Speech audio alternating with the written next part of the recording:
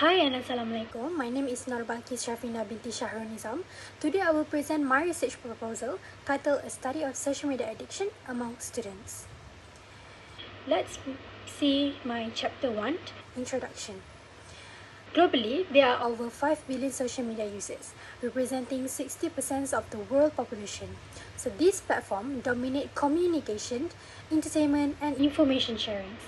Young people, especially college and university students, are among the most active users engaging daily across multiple platforms.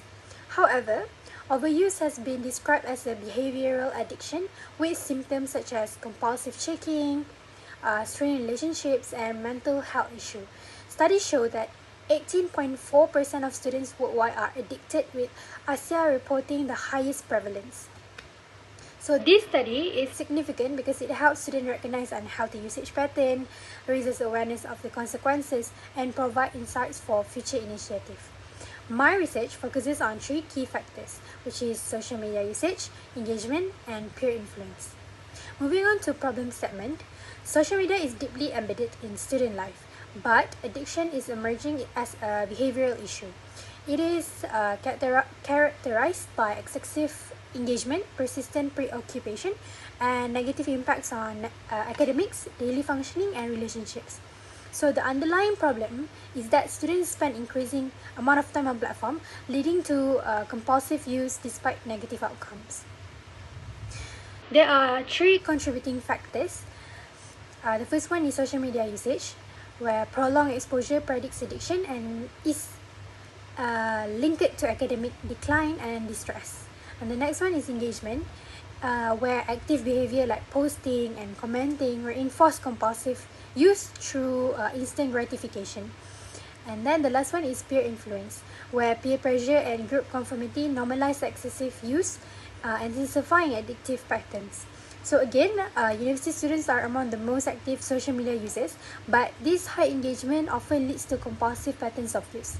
Research shows that overuse negatively impacts academic performance, emotional stability, and relationship. And peer influence further intensifies this behavior. Yet, limited studies have examined usage, engagement, and peer influence together. So this gap is what my study aimed to address. Moving on to the next slide is my research question. My study is guided by 3 key questions, which is what is the relationship between social media usage and addiction? What is the relationship between engagement and social media and addiction? And the last one is what is the relationship between peer influence and addiction? As you can see, for my research objective mirror these questions, which is to analyze the relationship between usage, engagement, and peer influence with social media addictions. Moving on to chapter 2, literature review. This is my framework. My research framework positions usage, engagement, and peer influence as independent variables, with addiction as the dependent variables. Move to the next slide is my literature review. This is my literature review for social media addictions, which is my independent variables. Early research by Coase and Griffiths on 2011 identify addiction elements such as reliance, tolerance, and withdrawal, showing parallels with behavioral addiction. Unal and Dennis, 2015, validated this dimension with the social media addiction scales. Later studies linked addiction to academic decline, sleep disturbance, and low self-esteem. More recent findings show a strong association with depression, anxiety, and burnout. In Malaysia, Zulkifli and Zainal Abidin 2023 emphasizes cultural drivers like social pleasure and peer validations. And then, moving on to the next slide is my literature review for social media usage. Usage patterns, frequency, and durations are critical predictors of addictions. High intensity use is linked to depressive symptoms and emotional vulnerability. Academically, overuse reduces study time and focus, fueling procrastination. Yet, moderate and purposeful use can support collaboration and learning. A recent study confirmed that daily overuse predicts lower academic performance and emotional instability. The next one is my literature review for engagement. Engagement reflects how students interact with platforms. So active behavior like commenting and sharing builds social capital, while passive browsing increases loneliness. According to Trunfield and Rossi 2021, highlighted engagement as multi-dimensional, cognitive, effective, and behavioral. Context matters. Meaningful interactions can actually enhance collaborations and civic awareness. But constant notification and social pressure often reinforce compulsive use. And the last one is my peer influence. Peer influence extends into digital spaces, shaping behaviors through comparison, modeling, and reinforcement. It can be positive, boosting motivation and support, but also negative with peer pressure strongly predicting addiction. So the digital peer influence theory by Rajmat 2023 explain how likes, share, and followers counts intensify psychological impact. Overall, peer dynamics remain a powerful driver of both healthy and unhealthy digital behaviors. So, for my theory, this study is grounded in the users and gratification theory, which view media users as active participants who select platform to satisfy needs. For definition and conceptuals, addiction is social media addiction refers to persistent overuse and compulsive use of platform that interferes with daily functioning. So university students are particularly vulnerable because of their constant digital access and reliance on social media for communication and emotional regulations. So beyond academic decline, addiction often manifests in anxiety, irritability, and discomfort when restricted, showing clear parallels with other behavioral dependencies. The next one is usage. Social media usage focuses on the frequency and durations of interaction with platforms. So higher usage increases exposure, which can gradually lead to compulsive patterns and addictive behaviors. While moderate use can support learning and peer collaborations, excessive reliance often disrupt routines, reduce study time, and negatively impacts overall well-being. The next one is engagement. Engagement reflects how individuals actively or passively interact with social platforms. So, active engagement such as posting and commenting can build social capital and foster collaboration, while passive scrolling often leads to loneliness and social comparisons. So, the psychological experience of engagement depends not only on activity level but also on how users perceive and value their interactions. So the last one is peer influence. Peer influence refers to the way attitudes and behavior are shaped by peers of similar age or social status. So in digital context, validation through likes, share, and comments intensifies these effects, making students feel compelled to stay connected. While peer support can encourage positive outcome, peer pressure often normalizes excessive use and increases vulnerability to addiction. So this is my hypothesis. The first one is there is a significant relationship between social media usage and addiction.